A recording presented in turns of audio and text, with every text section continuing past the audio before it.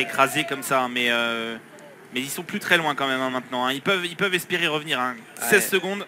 Ouais, là ça commence vraiment à pas sentir très bon pour Leandre Huck, mais il maintient quand même l'écart, ça se regarde derrière, on voit que les coureurs ils se livrent pas à 100%.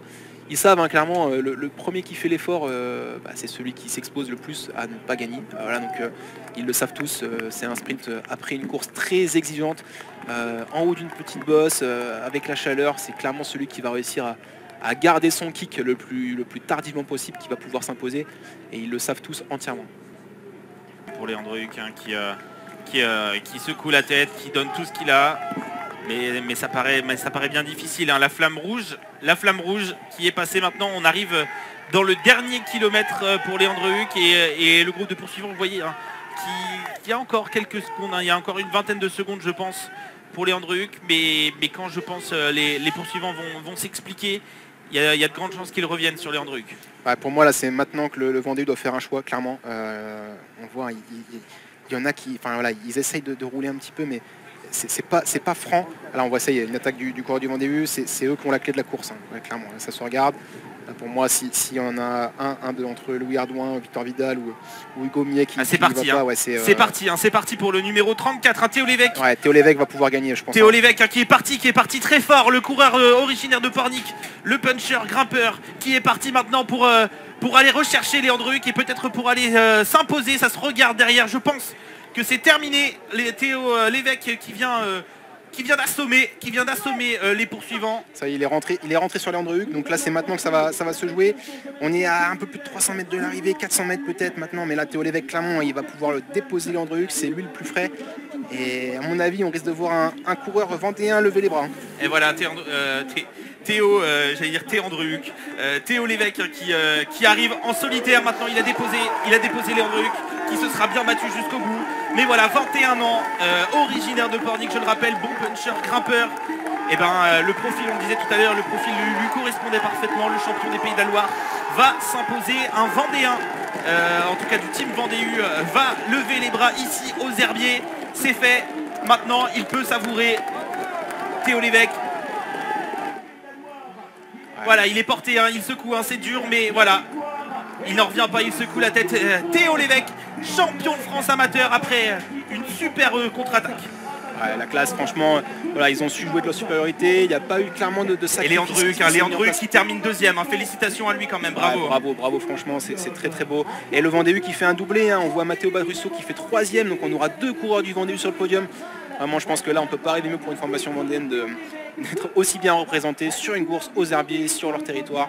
Voilà, c'est beau, c'était un très très beau final et Leandre Huck, en tout cas, il pourra être très très fier de sa course, très très fier de lui. Il aura vraiment fait une très très belle course d'animation. On a vu aussi Axel Salvadori passer la ligne à l'instant. Voilà, ces deux coureurs sont vraiment... Et oui, donc je suis avec Théo Lévesque, l'heureux vainqueur du championnat de France amateur. Théo, on imagine que la joie là, elle est énorme, surtout tu gagnes en Vendée. Pour une formation vendéenne, c'est assez exceptionnel. Ouais, on gagne chez nous, c'était l'objectif clair au départ, ramener le titre, peu importe qui soit vainqueur, mais il fallait ramener le titre à la maison. On avait la pression, on avait les supporters, les sponsors qui étaient là, donc il ne fallait pas trop se louper. La pression, c'était pas simple à gérer, mais on a bien su la gérer avec Matteo. On fait 1 et 3, donc je pense qu'on ne pouvait pas mieux faire. Ouais, on a vu le Vendée U très actif hein, dans le final. Au dernier tour, vous avez réussi à sortir en surnombre dans un petit groupe de 5 coureurs. À quel moment tu y as cru, vraiment, toi? Quand j'ai mis la chiche dans le dernier tour, je savais que c'était fort, derrière ça a tout de suite cassé. J'ai mis un peu de temps à récupérer de cet effort, puis on est sorti à 5-6 coureurs, et puis derrière, je voyais que, devant, Leandre Huck qui est sorti dès le départ, j'étais avec lui au début, puis le groupe a recassé en deux, et moi j'étais dans le deuxième groupe. Donc je savais que pour le final allait être dur pour lui, surtout que la bosse était quand même assez longue, et puis quand je l'ai vu plafonner devant, je savais que moi au sprint j'étais battu, donc j'ai lancé au kilomètre. Derrière, je savais que si personne n'était dans la roue directement, ça allait le faire. Du coup, j'ai tout mis direct, et puis personne n'était dans la roue. Puis après, Leandre Huck était en bout de course, donc je l'ai passé, et puis j'arrive à gagner en solitaire.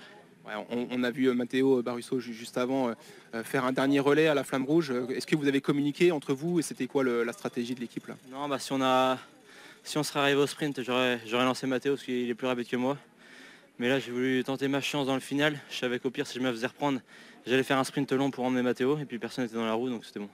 Ouais, c'était top, en tout cas une très très belle attaque, très tranchante. Et maintenant, c'est quoi la suite? Ça va faire quoi de courir avec le maillot de champion de France? Je sais pas, j'imagine pas encore, je réalise pas trop pour le moment, mais très fier en tout cas pour l'équipe depuis ce qu'on réalise depuis un mois. Et non, je suis très content, j'ai hâte d'avoir les nouvelles couleurs. Tu as vu très en forme sur la ronde de l'Isard il y a quelques semaines, tu es aussi champion des Pays de la Loire il y a 3 semaines. Ça, tu es l'homme en forme du moment là.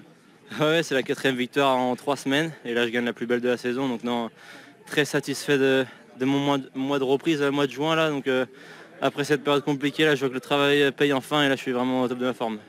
Écoute, en tout cas félicitations, profite bien du podium. Ce qui se passe dans la tête de Théo Lévesque.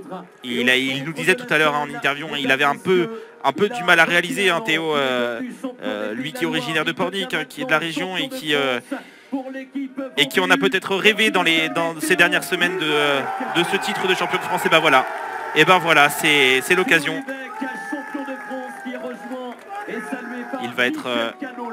Il va revêtir cette fameuse tunique bleu blanc rouge, celle qu'on a peut-être tous rêvé de revêtir peut-être une fois dans notre carrière cycliste. Et là c'est la consécration, hein, pour un jeune coureur, hein, qui n'a que 21 ans et qui est là. On retrouve notamment Pierre qui est de retour. Ouais, en tout cas voilà, le président Michel Callot, le président de la Fédération française de cyclisme, qui remet le maillot de bleu blanc rouge à Théo Lévesque, voilà, qui va pouvoir le savourer maintenant en entendant la Marseillaise et qui va certainement avoir de très belles images en tête jusqu'à la fin de saison et la saison prochaine avec ce maillot.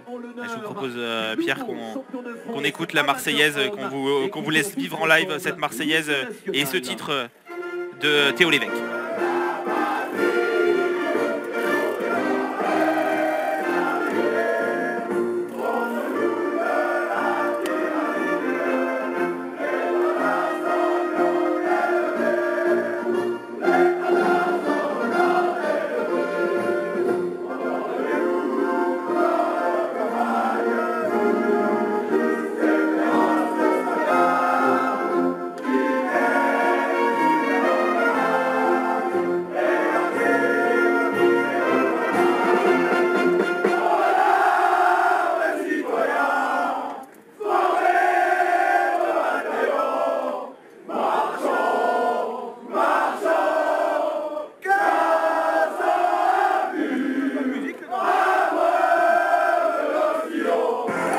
Et voilà une Marseillaise entonnée par tous les Vendéens